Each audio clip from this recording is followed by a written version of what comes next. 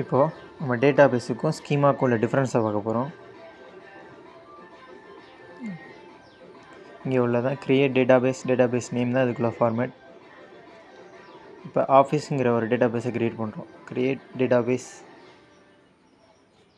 Office.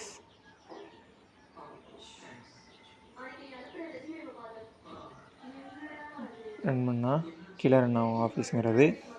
இங்கே refresh பண்ணோம்னா தலைகளை காட்டும் ஆஃபீஸுன்னு. இன்னும் இல்லை இப்போ ஸ்கீமாங்கிறதுல ஒரு க்ரியேட் பண்ணுவோம்.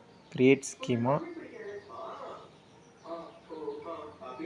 கம்பெனிங்கிற ஒரு இதில் க்ரியேட் பண்ணிக்கலாம். கம்பெனிங்கிறதுல இல்லை, ஸோ கம்பெனிங்கிறதுல க்ரியேட் பண்ணிக்கலாம்.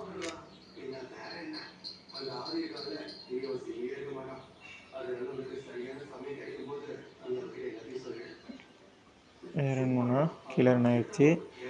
இப்போ இது ரெண்டுக்குள்ள டிஃப்ரென்ஸ். இப்போ நான் டேட்டா பேஸில் க்ரியேட் பண்ணேன், அதை ஸ்கீமாவில் ட்ராப் பண்ணுறேன். Drop schema office. டேட்டா பேஸில் க்ரியேட் பண்ணேன், ஸ்கீமாவில் இருக்குது. ஸ்கீமாவில் ட்ராப் பண்ணுறேன். ரன் பண்ணோம்னா ரன் ஆகும். எந்த எரரும் காமிக்கலை, அதுலேருந்து போயிடுச்சு. அண்ட் இப்போ ஸ்கீமாவில் க்ரியேட் பண்ணதை டேட்டா பேஸில் ட்ராப் பண்ணலாம். Drop database company.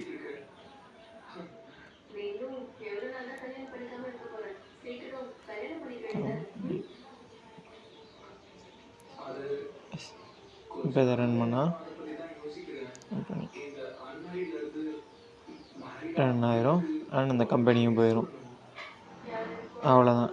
இது என்னென்னா டேட்டாபேஸ் ஸ்கீமா ரெண்டுமே ஒன்று தான் MySQL.